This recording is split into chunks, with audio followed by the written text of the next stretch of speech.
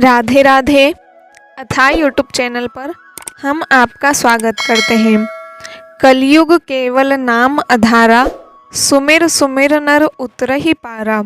ये चौपाई गोस्वामी तुलसीदास जी की लेखनी में आप सभी ने सुन ही रखी होगी। तो आइए आज इसी प्रसंग को लेकर के हम नाम की महिमा की एक सुंदर सी कथा श्रवण करते हैं। यह कथा वृंदावन की है और सत्य घटना है। आइए कथा प्रारंभ करते हैं। वृंदावन की एक गोपी रोज दूध दही बेचने मथुरा जाती थी। एक दिन ब्रज में एक संत आए। गोपी भी कथा सुनने गई। संत कथा में कह रहे थे, भगवान के नाम की बड़ी महिमा है। नाम से बड़े बड़े संकट भी टल जाते हैं। नाम तो भव सागर से तारने वाला है। यदि भव सागर से पार होना है तो भगवान का नाम कभी मत छोड़ना। कथा समाप्त हुई। गोपी अगले दिन फिर दूध दही बेचने चली। बीच में यमुना जी थी। गोपी को संत की बात याद आई।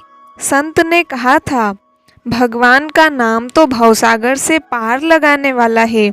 जिस भगवान का नाम भवसागर से पार लगा सकता है, तो क्या उन्हीं भगवान का नाम मुझे इस साधारण सी नदी से पार नहीं लगा सकता? ऐसा सोचकर गोपी ने मन में भगवान के नाम का आश्रय लिया। भोली भाली गोपी यमुना जी की ओर आगे बढ़ गई। अब जैसे ही यमुना जी में पैर रखा तो लगा मानो जमीन पर चल रही है और ऐसे ही सारी नदी पार कर गई। पार पहुंचकर बड़ी प्रसन्न हुई और मन में सोचने लगी कि संत ने तो ये बड़ा अच्छा तरीका बताया पार जाने का। रोज रोज नाविक को भी पैसे नहीं देने पड़ेंगे। एक दिन गोपी ने सोचा कि संत ने मेरा इतना भला किया, मुझे उन्हें खाने पर बुलाना चाहिए। अगले दिन गोपी जब दही बेचने गई तब संत से घर में भोजन करने को कहा। संत तैयार हो गए। अब बीच में फिर यमुना नदी आई। संत नाविक को बुलाने लगे तो गोपी बोली, बाबा नाविक को क्यों बुला रहे हैं, हम ऐसे ही यमुना जी में चलेंगे। संत बोले, गोपी कैसी बात करती हो, यमुना जी को ऐसे ही कैसे पार करेंगे। गोपी बोली, बाबा आपने ही तो रास्ता बताया था। आपने कथा में कहा था कि भगवान के नाम का आश्रय लेकर भवसागर से पार हो सकते हैं।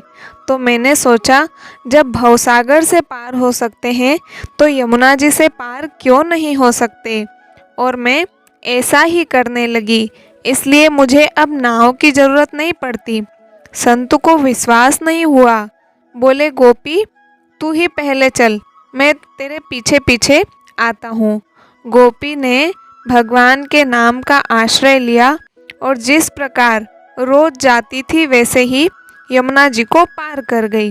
अब जैसे ही संत ने यमुना जी में पैर रखा तो झपाक से पानी में गिर गए। संत को बड़ा आश्चर्य हुआ।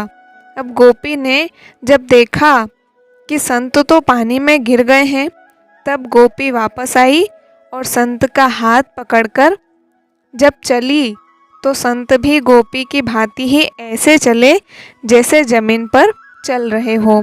संत तो गोपी के चरणों में गिर पड़े और बोले कि गोपी तू धन्य है। वास्तव में तो सही अर्थों में नाम का आश्रय तुमने लिया है, और मैं जिसने नाम की महिमा बताई तो सही, पर स्वयं नाम का आश्रय नहीं लिया।